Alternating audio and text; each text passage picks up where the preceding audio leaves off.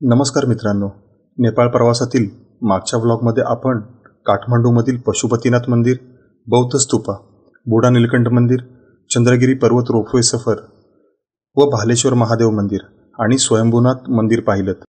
या व्लॉगमध्ये बघूयात काठमांडू ते पोखरा प्रवास व त्याची माहिती।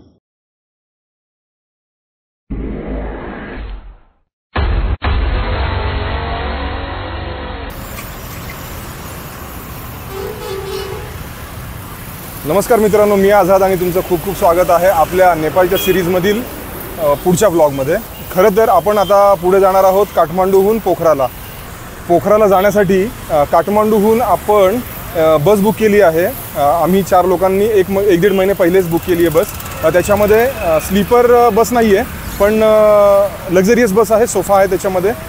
बाकी सगळ्या फॅसिलिटीज मी आपल्याला पुढे बसमध्ये गेल्यानंतर दाखवतो।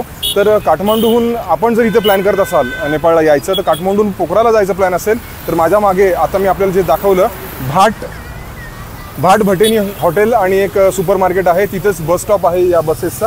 तर आपण तिथं येऊन या बसमध्ये बसू शकता। तर त्याचा जो नंबर आहे एजन्सीचा किंवा ड्रायव्हर्सचा, तो मी आपल्याला डिस्क्रिप्शनमध्ये किंवा स्क्रीनवर आता जो दिसतोय तिथे मेन्शन केलेला आहे, आपण तिथे बुकिंग करू शकता। तर आमचा पुढचा प्रवास असेल आता रात्रीचा, म्हणजे 7:30 वाजता बस सुटेल आणि ती बस जाईल पहाटे 4:30ला पोखराला। तर तिथून पुढचा मग व्लॉग सुरू होईल, पण हा जो प्रवास आहे तो पण मी आपल्याला दाखवेन। याच्या आधीचे जे काठमांडूचे व्लॉग आहेत त्याला आपण बघितलं असेल। आपण भेटू आता बसमध्ये। मित्रांनो, बसचं लोकेशन चेंज झालेलं आहे। आयत्या वेळी आमचा जो बुकिंग एजंट आहे त्यांनी आमची बुकिंग दोन ठिकाणी दिल्यामुळे हा घोळ झालेला आहे। त्याने एक बुकिंग कॅन्सल करून दुसऱ्या बुकिंग एजंटला आम्हाला कॉन्टॅक्ट करायला सांगितलं। तर जवळपास 1-1.5 किलोमीटरची पायपीट आहे, 2 बॅग्स आहेत खांद्यावरती आणि तो त्रास सहन करावा लागतो। बघूया आता कुठे घेऊन जातोय हा, आणि मग पुढचं लोकेशन तो असेल आमचं।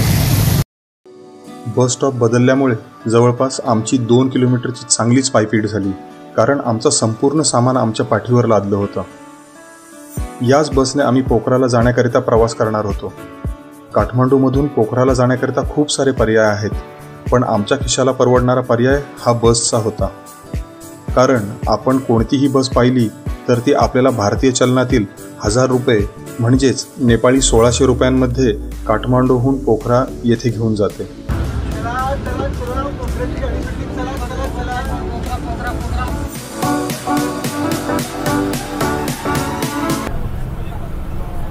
मित्रांनो, जवळपास 7:10 बस सुटलेली आहे।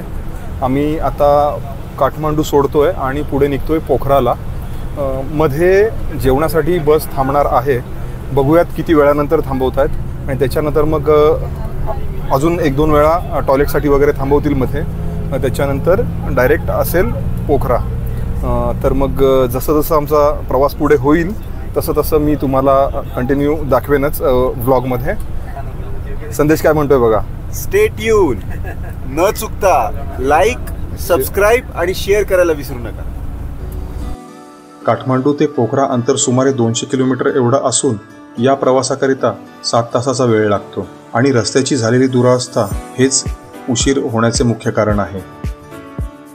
आणि दुसरे कारण म्हणजे रस्ता पूर्णतः डोंगरांमधून जाणारा असल्याने रस्त्याला वळणे खूप आहेत, आणि रस्त्याच्या एका बाजूने रुद्र अवतारात वाहणारी त्रिशूली नदी।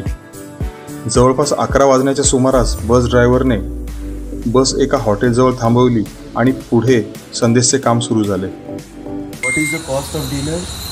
Mutton is 600 rupees. No, veg. Veg 400 rupees.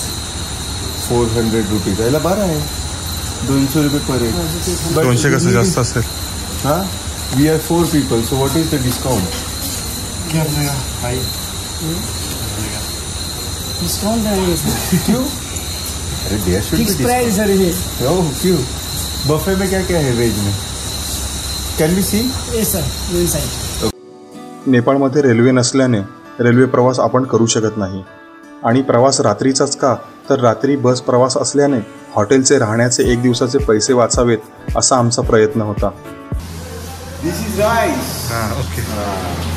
This is chowmein. This is soup. This is भाजी।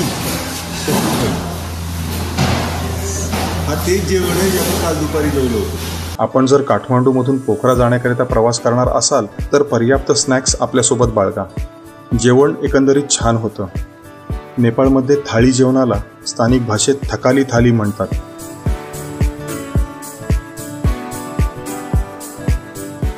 एकदाचे आम्ही पोखराला पोचलो.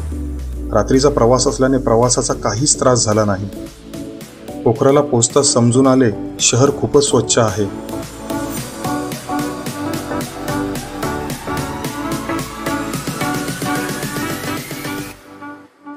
पोखरा टुरिस्ट बस स्टॉपवर उतरल्यावर समोरचा नजारा शहराच्या प्रेमात पाडणारा होता. समोरच बर्फाने आच्छादलेले डोंगर आमच्या नजरेसमोर होते आणि ते बघून असं वाटत होतं आपण खरंच आता हिमालयात आलोय.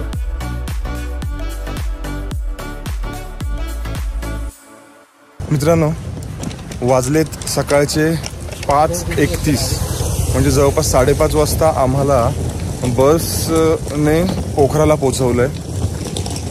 किती तास लागले संदेश आपल्याला यायला? 10 तास ना?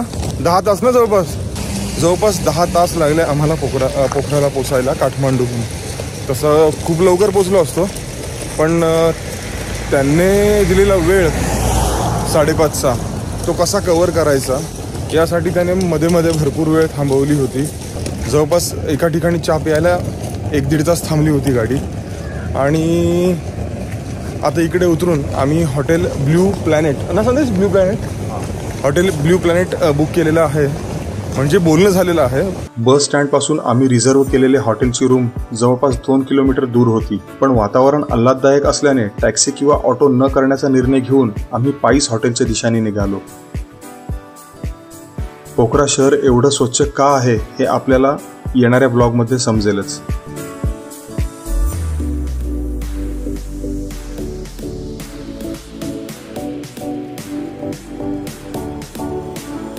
आता आपल्यासमोर पोखरामधील पहाटेचे ड्रोन फुटेज आहे.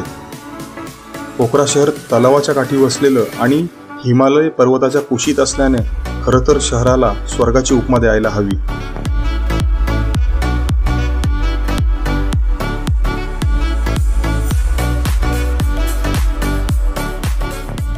पोखरामध्ये पोचल्यावर आम्ही बुक केलेल्या हॉटेलपर्यंत न जाता मध्येच आमच्या खिशाला परवडणारे हॉटेल आम्हाला मिळाले.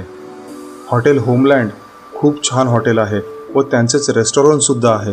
एकदम प्राईम लोकेशनवर आहे हॉटेल होमलँड. आम्हाला हॉटेल भारतीय 1200 रुपयांमध्ये म्हणजेच नेपाळी सुमारे 2000 रुपयांमध्ये मिळालं. हॉटेल मालकांचा नंबर डिस्क्रिप्शन बॉक्समध्ये मेन्शन केला आहे.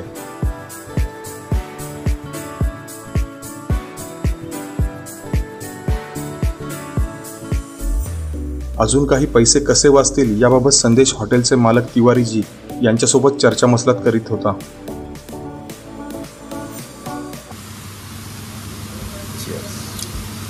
चहा पित नाहीये म्हणून चिअर्स ब्रेड ऑमलेटने झालेला आहे. सुंदर चहा आहे, सुंदर चहा. आम्ही थांबलोय आता हॉटेल होमलँडमध्ये. ॲक्च्युली बुकिंग दुसऱ्या ठिकाणी होती, पण इकडे रेट चांगला मिळाला आम्हाला, त्यामुळे तिकडे न जाता आम्ही इकडे थांबलो. आणि यांचीच गाडी जी आहे ती आम्हाला उद्या मुक्तिनाथला घेऊन जाणार आहे, त्यामुळे हे आम्हाला बेस्ट वाटलं हॉटेल. इंडियन 1200 रुपयामध्ये 4 लोकांना राहण्याची व्यवस्था झालेली आहे इथं विथ AC. बाकी सगळ्या गरम पाण्याच्या वगैरे सगळ्या आंघोळीच्या सोयी वगैरे आहेत. आणि जो फेवा लेक आहे तो इथून वॉकेबल डिस्टन्स 1 मिनिटावर आहे, त्याच्यामुळे पैशाची बचत झाली हे महत्त्वाचं आहे. मित्रांनो, आपण नेपाळ सिरीजमधील पुढच्या ब्लॉगमध्ये पाहणार आहात विंध्यवासिनी मंदिर, महेंद्र गुहा, वटवाघळांची गुहा, पोखरामधील सर्वात मोठे cable bridge, Davis fall, Gupteshwar Mahadev मंदिर इत्यादी.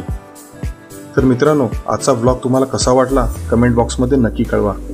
ब्लॉग आवडला असल्यास लाईक बटन आणि सबस्क्राईब बटन दाबायला विसरू नका. तर मित्रांनो, भेटू नेपाळ प्रवासातील पोखरामधील पुढील ब्लॉगमध्ये. धन्यवाद.